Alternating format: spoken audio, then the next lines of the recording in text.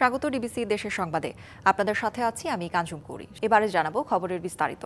Craft ইনস্ট্রাক্টরদের পদোন্নতি বাতিল সহ ৬ দফা দাবিতে দেশের বিভিন্ন স্থানে অসহযোগ আন্দোলনের ডাক দিয়েছেন পলিটেকনিক শিক্ষার্থীরা। এর আগে বুধবার বিক্ষোভ করে অবরোধ করা হয় মহাসড়ক ও রেলপথ। এতে চরম দুর্ভোগে পড়েন যাত্রীরা। বিক্ষোভে চট্টগ্রাম কক্সবাজার রুটে বন্ধ হয়ে যায় ট্রেন চলাচল। রাজশাহীর ভদ্রামোড় ও রেল লাইন অবরোধের জন্য রাজশাহীর সাথে সারা দেশে রেল যোগাযোগ বিচ্ছিন্ন হয়ে পড়ে। এছাড়াও সিলেট ঢাকা মহাসড়ক ও ঢাকা বরিশাল কুয়াকাটা মহাসড়কের কেন্দ্রীয় বাস টার্মিনাল এলাকায় অবরোধের সৃষ্টি হয় ব্যাপক যানজটের। পরে প্রশাসনের হস্তক্ষেপে সরে যান শিক্ষার্থীরা। এর আগে স্মারকলিপি দিয়ে তেমন সাড়া না পাওয়ায় এই কর্মসূচির ঘোষণা দিয়েছেন পলিটেকনিক শিক্ষার্থীরা। শেরপুরের গ্রামাঞ্চলে সংঘর্ষ বা হত্যাকাণ্ডের ঘটনা ঘটলেই শুরু হয় প্রতিশোধের নামে বর্বরতা। কোনো সংঘর্ষ হত্যাকাণ্ডের ঘটনা ঘটলেই আসামি ও তাদের স্বজনদের বাড়িঘর মধ্যযুগীয় কায়দায় ভাঙচুর, অগ্নিসংযোগ ও লুটপাট করে প্রতিপক্ষ। এসব ঘটনায় সম্পৃক্ত না থেকেও মাথা গোঁজার ঠাঁই হারাচ্ছেন অসংখ্য মানুষ। এমন বর্বরতা থেকে মুক্তি চান ভুক্তভোগীরা। শেরপুর সদরের জঙ্গলদি এলাকায় জমি নিয়ে বিরোধের সংঘর্ষে একজন নিহত হওয়ার পর বিবাদী পক্ষের বাড়িঘরের চিত্র এটি। এভাবেই মালামাল লুট করে নিয়ে যাচ্ছে একদল লোক। ফেব্রুয়ারিতে সদরের হরিণধরা উচ্চ বিদ্যালয়ে ম্যানেজিং কমিটির অভ্যন্তরীণ দ্বন্দ্বের জেরে সংঘর্ষে প্রাণ হারায় একজন। ঘটনার পর এলাকা জুড়ে চলে মাসব্যাপী প্রতিশোধের তাণ্ডব। ভেঙে ফেলা হয় ২ শতাধিক ঘর, লুট করা হয় ৭০টি গরু, ১৮০টি ছাগল, ১০০টি সেচ পাম্প সহ অসংখ্য মালামাল। কত রঙের মনোহারে ধান দিছিলাম, সব কিছু নিয়ে গেছে। ওরে দিয়ে আমি কইরা খাইলাম বাবারে নিয়ে। 5টা মটর নিয়ে গেছে গা, 5টা কল আছিল, কল নিয়ে গেছে গা। গরু ছাগল হাঁস মুরগি যা আছিল সব সম্পূর্ণ জিনিসপাতি সবকিছু নিয়ে গেছে গা। আমাদের গলা আরো অস্ত্র ধরছিল, আমরা কিছু করতে পারি নাই, আমরা অনেক ভয় পাইছি। শুধু ভাঙচুর আর লুটপাটেই শেষ হচ্ছে না তাণ্ডব, সহিংসতার মাত্রা গড়াচ্ছে অগ্নিসংযোগ পর্যন্ত। শ্রীবর্দীতে মসজিদের চাঁদা নিয়ে দ্বন্দ্বের জেরে 2 জনে নিহত হলে উত্তেজিত সমর্থকরা জ্বালিয়ে দেয় প্রতিপক্ষের বাড়িঘর। এসব ঘটনায় মামলার আসামি ছাড়াও লুটপাটে নিঃস্ব অনেক নিরীহ মানুষ। কে কারে মারছে তাও আমরা জানি না। আমরা ঘরের ভিতরে বসে আছি, বলে গর্তনে সরবি, নালে কলে খুব দাও দে কোবাই মাইরা থিয়ে যাম।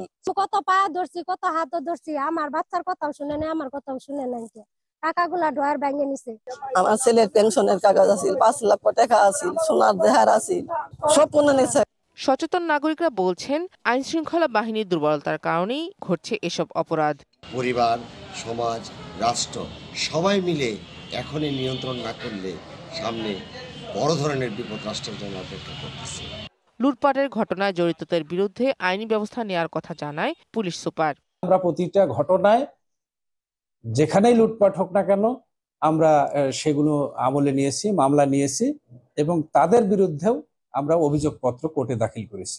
পুলিশের তথ্য মতে শেরপুরের 5 থানায় গত 8 মাসে হত্যা মামলা হয়েছে 38টি। DBC news desk. দখলদারের আগুনে প্রতি বছরই ছাই হচ্ছে টাঙ্গাইলের মধুপুর গড়ের সংরক্ষিত বনের গাছ ও জীববৈচিত্র্য। অভিযোগ আছে বন কর্মকর্তাদের যোগসাজশেই লাগানো হয় আগুন। এরপর উজাড় করা বনভূমিতে চলে চাষাবাদ, নির্মাণ করা হয় বসতভিটা। এ বিষয়ে বিভাগীয় বন কর্মকর্তা ব্যবস্থা নেওয়ার আশ্বাস দিলেও ক্যামেরায় কথা বলতে রাজি না রেঞ্জ কর্মকর্তারা। পরিবেশ বিশেষজ্ঞরা বলছেন কার্যকর ব্যবস্থা না নেয়ায় অস্তিত্ব সংকটে শালগজারির বন। টাঙ্গাইলের মধুপুর, ঘাটাইল, সখীপুর ও মির্জাপুরের বনভূমিতে দুর্বৃত্তের দেয়া আগুনে দিনরাত পুড়ছে বৃক্ষরাজি, গুল্মলতা ও প্রাণীরা। ছাই হচ্ছে ঢাকার ফুসফুস খ্যাত মধুপুর গড়ের সংরক্ষিত বন। মির্জাপুর বাসতল রেঞ্জের কটমারা এলাকায় বসতভিটা তৈরি, গাছ বিক্রি ও সংরক্ষিত বন জুড়ে চাষাবাদের এই দৃশ্যই বলে দেয় বন পোড়ানোর নেপথ্যের কারণ। এছাড়া নতুন নতুন প্রকল্প নিয়ে নয়ছয় করার অভিযোগও আছে বন কর্তৃপক্ষের বিরুদ্ধে। অভিযোগের বিষয়ে ক্যামেরায় কথা বলতে চাননি রেঞ্জ কর্মকর্তারা। আমি যেহেতু ট্রেনিং পিরিয়ডে আছি, তো সেক্ষেত্রে আমার বক্তব্য দেওয়ার এখতিয়ার আছে কিনা একটু জেনে নেওয়ার জন্য সুবিধা।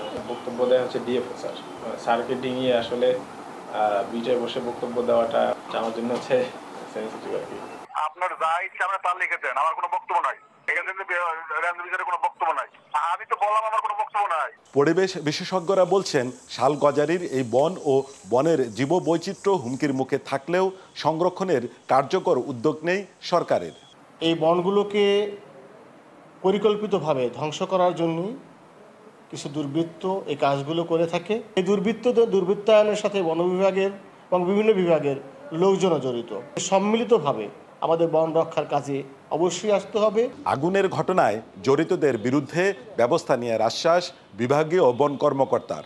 এগুলোর সাথে আমরা এখন পর্যন্ত আমাদের বনকর্মীদের কোনো যোগ সাজস আমরা দেখিনি, তবে এখনও আমাদের তদন্তধীন কয়েকটি জায়গা আছে যেগুলো আমরা তদন্ত প্রক্রিয়ার মধ্যে আছে। যদি আমরা আমাদের বনকর্মীদের সরাসরি যোগ সাজস পাই, আমরা তাদের বিরুদ্ধে ব্যবস্থা নিব। টাঙ্গাইলে 1,23,876 একর বনভূমির মধ্যে বেদখল 58,774 acre. Sohel Talukdar, DBC news, Tangail. বর্ষবরণ আনন্দ শোভাযাত্রার মোটিফ তৈরি করা চিত্রশিল্পী মানবেন্দ্র ঘোষের বাড়ি আগুনে পুড়িয়ে দেওয়ার ঘটনা গুরুত্ব দিয়ে তদন্ত করছে আইনশৃঙ্খলা বাহিনী। জড়িতদের বিরুদ্ধে দ্রুততম সময়ের মধ্যে ব্যবস্থা নেওয়া হবে বলে জানিয়েছে প্রধান উপদেষ্টার প্রেস উইং। এর মধ্যে 4 জনকে গ্রেপ্তার করেছে পুলিশ। পাশাপাশি 7 সদস্যের তদন্ত কমিটি গঠন করেছে জেলা প্রশাসন। এদিকে এ ঘটনার পর নিরাপত্তাহীনতায় ভুগছে মানবেন্দ্রের পরিবার। পহেলা বৈশাখে ঢাকা বিশ্ববিদ্যালয়ের চারুকলার বর্ষবরণ আনন্দ শোভাযাত্রার জন্য বাঘের মোটিভ তৈরি করেছিলেন চিত্রশিল্পী মানবেন্দ্র ঘোষ। তবে সাবেক প্রধানমন্ত্রী শেখ হাসিনার মুখাবয়ব সহ বিভিন্ন ভাস্কর্য তৈরির অভিযোগে সামাজিক যোগাযোগ মাধ্যমে তাকে হুমকি দিয়ে আসছিল দুর্বৃত্তরা। এ বিষয়ে মঙ্গলবার সন্ধ্যায় মানিকগঞ্জ সদর থানায় সাধারণ ডায়েরি করেন মানবেন্দ্র ঘোষ। রাতেই আগুন দেওয়া হয় তার বাড়িতে। পুড়ে গেছে বাড়িসহ নিজের তৈরি অনেক মূল্যবান চিত্রকর্ম। না ওইটার সাথে আমি সম্পৃক্ত ছিলাম না। 2003-04 সালের পরের এই যাবৎকালের যত শিল্পকর্ম তার অধিকাংশই এখানে আসলে স্টোরেজ করা ছিল বিভিন্নভাবে। অপূরণীয় ক্ষতি। কারণ এ ঘটনায় নিরাপত্তাহীনতায় ভুগছেন এই চিত্রশিল্পীর স্বজনরা, চেয়েছেন প্রশাসনের সহযোগিতা।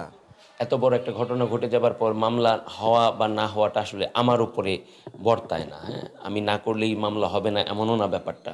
আগুনের ঘটনায় তদন্ত শুরু করেছে আইনশৃঙ্খলা বাহিনী। এরই মধ্যে ঘটনাস্থল পরিদর্শন করেছে পুলিশ। সংক্রান্তে আগুনের কারণ নির্ণয়ের জন্য আমরা অনুসন্ধান চালাচ্ছি। পূর্বে উনি গতকালকে ওনাকে বিভিন্ন ফেসবুক স্ট্যাটাস থেকে বিভিন্ন ব্যাপারে হুমকি দেওয়া হচ্ছিল। তা আমরা সবকিছু আমরা অনুসন্ধান করতেছি। জড়িত সবাইকে আইনের আওতায় আনার কথা জানিয়েছে প্রধান উপদেষ্টার প্রেস উইং। ব্যবস্থা নেওয়ার কথা জানিয়েছেন সংস্কৃতি বিষয়ক উপদেষ্টা মোস্তফা সরোয়ার ফারুকিও। Ashraful Alam Liton, DBC news, Manikganj. পটুয়াখালীর মৎস্য বন্দরে চিংড়ি মাছের মাথা ছাড়িয়ে জীবিকা নির্বাহ করেন হাজারো নারী পুরুষ। দিনে 8 থেকে 10 ঘন্টা এই কাজ করে পান 300 থেকে 400 টাকা। কষ্টসাধ্য কাজ করেও যথাযথ পারিশ্রমিক না পাওয়ার অভিযোগ এসব শ্রমিকের। ভোর হতেই পটুয়াখালীর মৎস্যবন্দরগুলোতে শুরু হয় এই কর্মযজ্ঞ। সাগর ও নদী থেকে আনা চিংড়ির মাথা ছাড়িয়ে প্রস্তুত করা হয় রপ্তানির জন্য। পরে খুলনা ও চট্টগ্রাম সমুদ্রবন্দর হয়ে পৌঁছে যায় ইউরোপ ও এশিয়ার বিভিন্ন দেশে।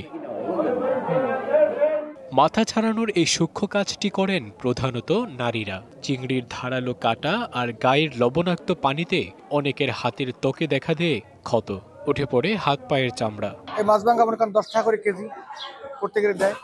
মনে করেন যাতে আছে এখন মাছ ভাঙলে মনে করেন 10 টাকা করে 400 টাকা পায়। প্রায় 2-3 হাজার মহিলা এই মাছ কল্লা কাটে এবং আমরা যারা ব্যবসায়ী আছি আমরা উপকৃত হচ্ছি। আর তাদেরও একটা কর্মসংস্থান হয়েছে।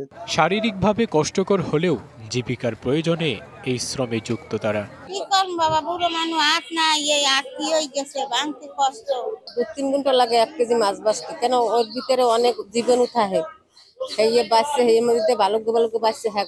কর্মীদের প্রশিক্ষণ ও স্বাস্থ্যসেবার পাশাপাশি ন্যায্য মজুরি নিশ্চিতে পদক্ষেপ নেয়ার আশ্বাস সংশ্লিষ্ট কর্মকর্তার। তো আমরা আসলে ইতিমধ্যে এই ব্যাপারটা একটু কনসার্ন হয়েছি। তাদেরকে মৎস্য অধিদপ্তরের পক্ষ থেকে আমরা সম্মিলিত হয়ে তাদেরকে পরামর্শ এবং প্রশিক্ষণের একটা ব্যবস্থা করব আমরা খুব দ্রুতই, যার জন্য আমাদের এই রপ্তানিযোগ্য যে চিংড়িটা আছে চিংড়িটার মানসম্মত চিংড়ি যেন আমরা বিদেশে রপ্তানি করতে পারি। ব্যবসায়ী সংগঠন এবং এনজিওগুলোর সমন্বিত উদ্যোগে শ্রমিকদের জীবনমান আরও উন্নত করা সম্ভব মনে করছেন সংশ্লিষ্টরা। DBC news desk. দিনাজপুরের খানসামায় দিন দিন সবজি চাষে আগ্রহ বাড়ছে। জেলার অন্য উপজেলাগুলোর তুলনায় এ উপজেলায় সবজি চাষ বেশি হয়। বছরে 3টি মৌসুমে প্রায় 2,420 হেক্টর জমিতে সবজি চাষ হয়। সবজি উৎপাদনের পরিমাণ বছরে প্রায় 51,000 মেট্রিক টন। দিনাজপুরের খানসামা উপজেলার মাটি সবজি চাষের জন্য খুবই উপযোগী। যদিও অতীতে এখানে 2 থেকে 3টির বেশি ফসল উৎপাদন হতো না। জেলার প্রত্যন্ত অঞ্চল হওয়ায় যোগাযোগ ব্যবস্থাও ভালো ছিল না, ফলে কৃষিপণ্য উৎপাদনে কৃষকের আগ্রহ ছিল কম। তবে বর্তমানে যোগাযোগ ব্যবস্থা উন্নয়নের সাথে সাথে কৃষিতেও এ অঞ্চলে বিপ্লব ঘটেছে। ধানের চেয়ে সবজি চাষেই বেশি আগ্রহ এখানকার কৃষকদের। ধানের থেকে পটলে আমার বেশি হয়, কিন্তু ধানে আমার কথা হয় না। ফসলে কিছু পয়সা ভালো মোটামুটি পয়সা পাই, আর ধানের ক্ষেতে কিন্তু পয়সা কম পাওয়া যায়, এই জন্য আমরা ধানের ক্ষেতটা কম হয়। করলা, বেগুন, পটল, লাউ, শিম, ঝিঙ্গা, চিচিঙ্গা, শসা ও চালকুমড়া সহ অন্যান্য সবজি ঢাকা সহ দেশের বিভিন্ন অঞ্চলে চলে যায়। কৃষকরা বলছেন, ধানের চেয়ে সবজি চাষে তারা অধিক লাভবান। ধান সিজনে বছরে 2বার হয়, আর এগুলো আমরা 12 মাসে আবাদ করে লাভজনক হই। বাংলাদেশের যে কোনো জায়গার চেয়ে এখানে সবজির ভ্যারাইটিগুলো অনেক, যেমন শীত এবং গ্রীষ্ম 2 কালেই এবং বর্ষাকালেও এখানে সবজি উৎপাদন হয়। মাঠ পর্যায়ে কৃষি কর্মকর্তারা জানান, 12 মাসই বিভিন্ন সবজি চাষ করার সুযোগ হওয়ায় উৎপাদন খরচও তুলনামূলক কম। অন্যান্য ফসলের চেয়ে তুলনামূলক সবজি ফসলটার আবাদ বেশি, কারণ এখানকার কৃষক এবং মাটি, সেই সঙ্গে আবহাওয়া আমাদের কৃষি উৎপাদনের সবজি বিশেষ করে, তো এখানে সবজিটা 12 মাস করতে পারে, সেই সঙ্গে উৎপাদন খরচও তুলনামূলকভাবে কম। উপজেলা কৃষি কর্মকর্তা জানান, বছরে প্রায় 51,000 মেট্রিক টন সবজি উৎপাদন হয়, যা পরিবহনের মাধ্যমে দেশের বিভিন্ন অঞ্চলে চলে যায়। DBC news desk. ডিবিসি দেশের সংবাদে এই ছিল এখনকার মতো। ডিবিসি নিউজের সংবাদগুলো পড়তে ভিজিট করুন dbcnews.tv আর ভিজিট করুন ডিবিসি নিউজের ফেসবুক পেজ এবং ইউটিউব চ্যানেল। ডিবিসির সঙ্গেই থাকুন।